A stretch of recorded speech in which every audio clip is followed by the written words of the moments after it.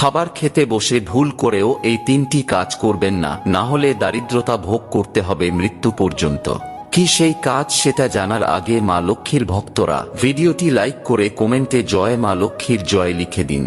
Number 1, খাওয়া শেষ হবার পর আপনার খাবারের থালায় লবণ যদি বেঁচে যায় তাহলে সেটিকে ফেলে দেবেন না, সেই লবণে একটু জল ঢেলে তারপরই লবণটি ফেলুন, এতে করে ঘরে কখনো অর্থের সমস্যা আসে না।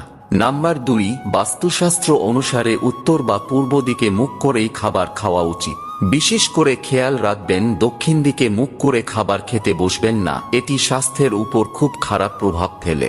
নাম্বার 3, কখনো বিছানায় বসে খাবার খাওয়া উচিত নয়, এই কাজ করলে সাফল্যের পথ বন্ধ হয়ে যায়। এছাড়াও বিশ্বাস করা হয় বিছানায় বসে খাবার খেলে ঘরে দারিদ্রতা নেমে আসে।